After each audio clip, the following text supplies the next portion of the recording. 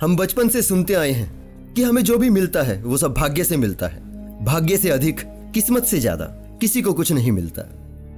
किसी को बढ़िया नौकरी मिली तो किस्मत है बंदे की, किसी के साथ कोई दुर्घटना घटी तो वो तकदीर की चोट थी। यही मुहावरे हमारी रोजमर्रा की जिंदगी का हिस्सा है। यही सब हमें टीवी अखबारों में दिखाया जाता है, यही सब हमें गीतों में सुनाया जाता है। सब खेल है बस तकदीरों का, कि हाथों की चंद लकीरों का, सब खेल है बस तकदीरों का। किस्मत, भाग्य, तकदीर क्या है, भविष्य क्या है, कल मेरे साथ क्या होगा, अच्छा होगा या बुरा होगा, यह हर कोई जानने की इच्छा रखता है। युग युगांतर से इस विचार ने मनुष्य को सदैव आकर्षित किया है कि आखिर भविष्य हमारे लिए क्या छुपाए बैठा है। और हमारे मन की इसी इच्छा ने जन्म दिया है ज्योतिष को, जो हमारे हाथों की लकीरें पढ़कर हमारा भाग्य बताने का दावा करता है, जो हमारे जन्म के समय तारीख के हिसाब से हमारे साथ क्या होगा ये बताने का दावा करता है, और ये भी कहता है कुछ उपाय उसके हिसाब से किए जाएं तो भाग्यवान बना जा सकता है। और इस बात में बहुत से पढ़े लिखे लोग यकीन करते हैं। भारत ही नहीं, अमेरिका की 26% आबादी भी ज्योतिष में यकीन करती है। ज्योतिष कहां से शुरू हुआ ये तो ठीक ठीक कहा नहीं जा सकता, लेकिन ये कैसे शुरू हुआ ये समझा जा सकता है। पुराने समय में जब कोई बाढ़, जंगली आग, जलजले, आंधियां और भूकंप जैसी प्राकृतिक विपदाएं आती थी, तब मनुष्य ने इसे स्वर्ग में बैठी शक्तियों द्वारा संचालित होने में विश्वास किया था। यदि किसी ग्रहण या टूटते तारे के बीच कोई प्राकृतिक आपदा आती या किसी राजा की मृत्यु हो जाती, तो मनुष्य ने इन दोनों घटनाओं का आपसी संबंध जोड़ लिया और अगली बार किसी ग्रहण या टूटते तारे को देखकर वो भयभीत होने लगा, क्योंकि पिछली बार जब यह स्थिति बनी थी तो राजा की मृत्यु हुई थी। ऐसे ही शुभ अशुभ समय की पहचान मनुष्य बनाता चला गया, और इसी प्रकार सूर्य ग्रहण, चंद्र ग्रहण, धूमकेतुओं और घूमते ग्रहों को देखकर मनुष्य ने अपनी किस्मत चंद्रमा, सूरज और सितारों द्वारा नियंत्रित होने में विश्वास बना लिया। मनुष्य ने आगे यह भी सोचा कि ऊपर कोई सृष्टि का सृजनहार बैठा है जो सितारों के इशारों के साथ उनके पापों की सजा दे रहा है। इस तरह ज्योतिष का जन्म हुआ। लेकिन अहम सवाल यह नहीं कि ज्योतिष कितना पुराना है, उस पर कितने लोग, राजा, महाराजा और वैज्ञानिक यकीन करते हैं। अहम सवाल तो यह है ज्योतिष में कितनी सच्चाई है। क्या ग्रहों की दशा, हमारे जन्म स्थान, जन्म की तारीख का हमारे साथ अच्छा या बुरा होने से कोई संबंध है? क्या एस्ट्रोनॉमी की तरह एस्ट्रोलॉजी भी कोई विज्ञान है? क्या ज्योतिष हमारा भाग्य बता सकता है या बदल सकता है? क्या ज्योतिषियों द्वारा की गई भविष्यवाणियां सत्य साबित होती हैं या फिर ज्योतिष झूठ बोलता है?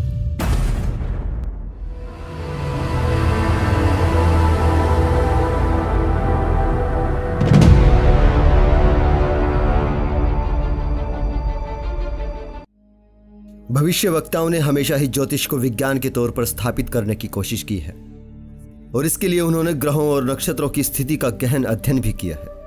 लेकिन समय बदलने के साथ ग्रहों और नक्षत्रों का अध्ययन और भविष्यवाणी करने का काम दोनों अलग दिशाओं में बढ़ गए और एक दूसरे से बिल्कुल अलग विषय के रूप में स्थापित हो गए। इनमें से एक ने तो विज्ञान के रूप में अपनी जगह बना ली, जिसे हम एस्ट्रोनॉमी कहते हैं, जबकि दूसरा यानी ज्योतिष उसी जगह पर रह गया जहां वह सदियों पहले था, जिसे हम एस्ट्रोलॉजी कहते हैं।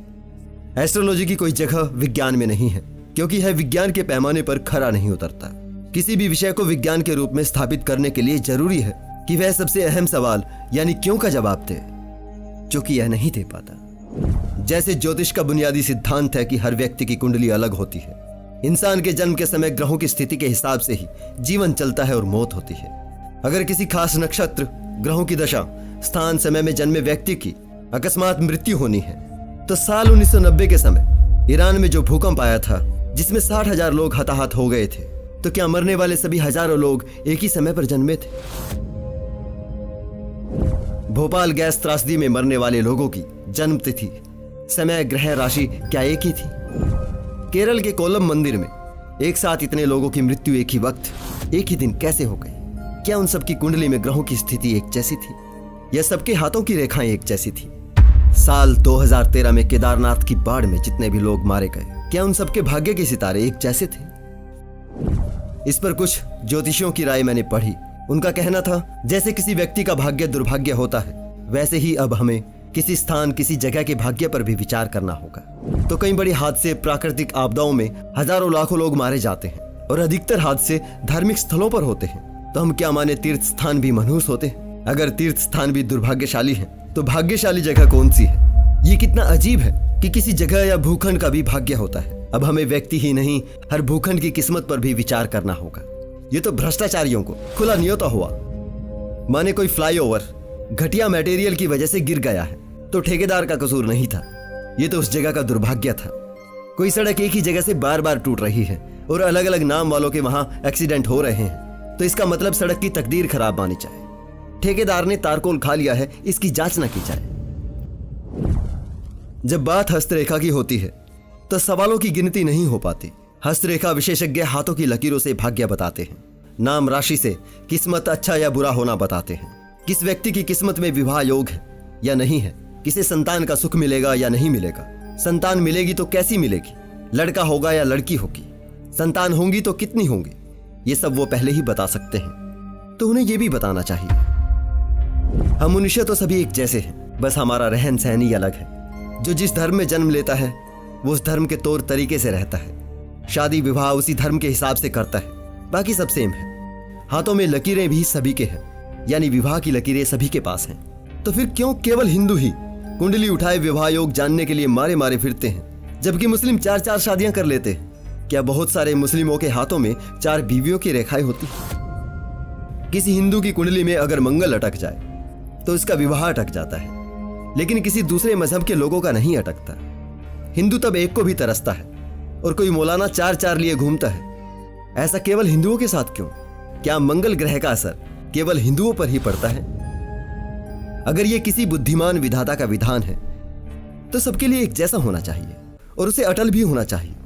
और अगर उसका विधान सबके लिए अलग अलग है और अटल भी नहीं है तो वो बड़ा ही कमजोर, भेदभावी, अन्यायी और घटिया किस्म का है, जो मुसलमानों के लिए अलग नियम बनाता है और हिंदुओं के लिए अलग और ईसाई के लिए अलग। ऐसे में सवाल तो ये भी उठता है, अगर वो सबका मालिक एक ही है तो उसकी विचारधारा कतई एक और नेक नहीं है।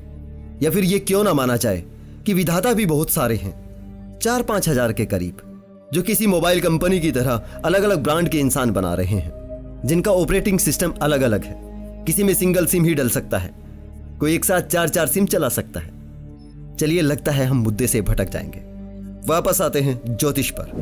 पेड़ पौधे, कीड़े, जानवर और मनुष्य, इनके जीवन चक्र में कोई अंतर नहीं है। वो जन्म लेते हैं, जवान होते हैं, बूढ़े होकर मरते हैं। एक अंतर है तो केवल दिमाग का। एक कच्चे आलू में दिमाग नहीं होता, एक कीड़े में बहुत ही कम विकसित दिमाग होता है, एक जानवर में उससे ज्यादा, और एक मनुष्य में बहुत हद तक विकसित दिमाग होता है। लेकिन क्रोध, नफरत, खुशी भावनाएं जो मनुष्य में पाई जाती हैं वो बहुत से जीवों में भी दिखाई देती हैं। वह मनुष्य की तरह दुर्घटनाओं का, बीमारियों का भी शिकार होते हैं। यदि भाग्य जीवन का टूट हिस्सा है तो हमारी तरह दूसरे जीवों का भी भाग्य होना चाहिए। अब सवाल यह उठता है, यदि कोई ज्योतिषी, हस्तरेखा विशेषज्ञ पशुओं, जीव जंतुओं, जानवरों की किस्मत पढ़े तो कैसे पढ़ेगा? वह पशुओं की जीवन रेखा, स्वास्थ्य रेखा, विवाह योग कैसे ढूंढेगा? आखिर किस्मत तो उनकी भी है, बस हमारी तरह हाथ नहीं पैर है। हम जानते हैं कि चंद्रमा की ग्रेविटी से पृथ्वी पर हलचल होती है, समुद्र में ज्वार भाटा आता है, परंतु हमें यह तो समझना चाहिए कि चंद्रमा हमारी पृथ्वी के सबसे नजदीक है, इसलिए उसकी ग्रेविटी मंगल और शनि के मुकाबले पृथ्वी पर असर डालती है। बाकी ग्रह हमसे बहुत दूर हैं, उनका प्रभाव हमारी पृथ्वी पर नहीं पड़ता। अगर माने पड़ता भी है तो वो प्रभाव किसी खास नाम राशि वाले व्यक्ति या किसी खास हाथों की लकीरों वाले व्यक्ति या किसी खास तारीख को जन्मे व्यक्ति पर नहीं, बल्कि करोड़ों अलग अलग नाम राशि वाले व्यक्तियों पर पड़ता है। शायद उनमें कुछ लोग ऐसे भी हों जिनके हाथ ही ना हो। अगर ज्योतिष विद्या, हस्तरेखा ज्ञान में जरा भी सच्चाई होती और ज्योतिषी किसी की भी किस्मत भाग्य बता सकते तो वो सबसे पहले अपना भाग्य पता लगाते और कभी किसी दुर्घटना का शिकार ना होते।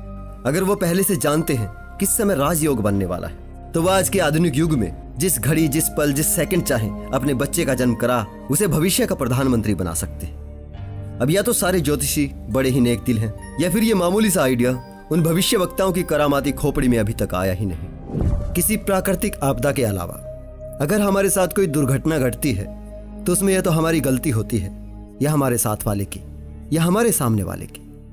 ये कोई भाग्य या दुर्भाग्य नहीं होता। इसी तरह अगर किसी देश पर कोई संकट आता है तो उस देश के प्रधानमंत्री या देश का भाग्य नहीं होता, वो गलत नीतियों के कारण या राष्ट्रीय सुरक्षा में चूक होती है। और अगर मनुष्य की तरह किसी जगह, राज्य या देश का भी भाग्य होता है तो इससे बड़ा दुर्भाग्य हमारे देश का और क्या हो सकता है। जिस देश में टीवी पर सुबह सुबह देशवासियों का भविष्य बताया जाता है, उसी टीवी पर दिन भर देश में होने वाली दुर्घटनाओं की खबरें चलती है। अगर ज्योतिष में सच्चाई है तो हम ये क्यों ना समझे कि सारे न्यूज चैनल जो भी ज्योतिषी, भविष्यवाणी जैसे कार्यक्रम चलाते हैं वो सारे के सारे देशद्रोही हैं, जो होने वाली घटना के बारे में जानते हुए भी नहीं बताते। दोस्तों, हस्तरेखा, मस्तक रेखा, ग्रहों की दशा हमारे जीवन पर कोई असर डालती है, इस बात में कोई सच्चाई नहीं है। ज्योतिष एक ठगी है और कुछ नहीं है। फ्रांसिस्को मुआदिनी ने कहा था, ज्योतिषी कितने खुशनसीब होते हैं जिन पर हजार झूठ के पीछे एक सच्चाई बताने पर विश्वास कर लिया जाता है, और जबकि दूसरे लोग एक झूठ से इज्जत गंवा बैठते हैं। एडमंड के नाटक किंग लियर की एक लाइन बड़ी सटीक है। दुनिया की एक इतनी शानदार ठगी है कि जब हम अपनी ही नादानियों से किस्मत के मारे हो जाते हैं तो हम दोष चांद सितारों पर लगाते हैं। क्या हमारे पास इस बात का कोई सबूत है कि भाग्य, किस्मत, ज्योतिषी में कोई सच्चाई होती है, सिवाय इसके कि बहुत से लोग इसमें विश्वास करते हैं? अगर बहुत से लोग किसी बात पर यकीन करते हैं तो ये जरूरी नहीं कि वो बात सच हो। खंगाल कर देखिए इतिहास को। 16वीं शताब्दी में जब गिरजाघर, ज्योतिषी और विश्वविद्यालय की टोलमी इस बात का दम भरते थे कि धरती ब्रह्मांड का केंद्र है और तमाम ग्रह और सितारे पृथ्वी का चक्कर लगाते हैं, तब अकेला कोपरनिकस ही था जिसने हीलियोसेंट्रिक अवधारणा प्रस्तुत की थी और सारी दुनिया को मानना पड़ा। वास्तविकता और सच्चाई को कभी संख्या की जरूरत नहीं होती। भीड़ की जरूरत झूठ को होती है, सच को भीड़ की जरूरत नहीं होती। बहुत से लोग क्या कहते हैं, बड़े वैज्ञानिक क्या कहते हैं, ये कोई बड़ी बात नहीं है। फैक्ट क्या कहता है, लॉजिक क्या कहता है, साइंस क्या कहता है, ये बड़ी बात है। समय समय पर समझदार व्यक्तियों ने ज्योतिष को पाखंड साबित किया है। ऐसी ही एक शख्सियत का नाम है मनजीत सिंह बोपाराय। मनजीत सिंह बोपाराय ऑस्ट्रेलिया निवासी है। उन्होंने जब हर तरह के ज्योतिषी, हस्तरेखा, मस्तक रेखा, भविष्यवाणियों का अध्ययन किया तो इस निष्कर्ष पर पहुंचे कि ज्योतिष मानसिक प्रदूषण के सिवा कुछ नहीं, जिसके द्वारा भोली भाली जनता को बरगलाकर लूटा जाता है। उसके बाद उन्होंने सारी दुनिया के ज्योतिषियों को चैलेंज किया कि अगर कोई भी ज्योतिषी उनके द्वारा दिए गए 10 हस्तरेखा चित्रों में से या 10 पत्रिकाओं को देखकर आदमी तथा औरतों की अलग अलग संख्या बता सके या जन्म का ठीक समय और स्थान बता सके तो उसे $10,000 का इनाम दिया जाएगा।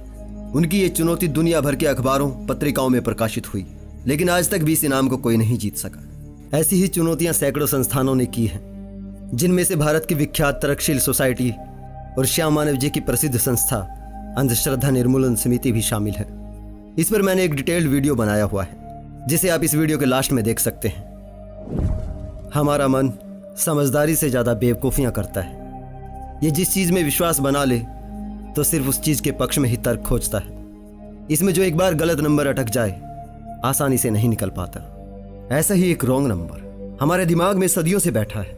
पिछले जन्म के कर्म, किस्मत, भाग्य और तकदीर। यह रॉन्ग नंबर हमारे मन में हमारे दर्शनों, पुरोहितों, तपस्वियों ने मिलकर बैठाया है। और इस रॉन्ग नंबर को मन की गहराइयों में बैठाए रखने के लिए टीवी, अखबार, मीडिया पे राशिफल, क्या कहते हैं आपके सितारे, ज्योतिषी, भविष्यवाणी, मैं भाग्य हूं जैसे प्रोग्राम चलाए जाते हैं। हमें जितना अकर्मण्य इस रॉन्ग नंबर ने बनाया है उतना किसी और चीज ने नहीं बनाया। हम भाग्य, किस्मत को जीवन का एक अटूट हिस्सा समझने लगे हैं। हमने विश्वास बना लिया है कि ज्योतिषी भाग्य बता सकता है और कुछ उपाय किए जाएं तो भाग्यवान बना जा सकता है। ज्योतिष में सच्चाई है, ये यकीन दिलाने के लिए हमें किस्से सुनाए जाते हैं कि फलां ज्योतिषी ने फलां भविष्यवाणी की थी जो सच निकली। बस ये हमारे बेवकूफ मन की बड़ी कमजोरी है। जिस चीज में हमारा विश्वास है उसी के हिसाब से हर चीज में पैटर्न ढूंढता है।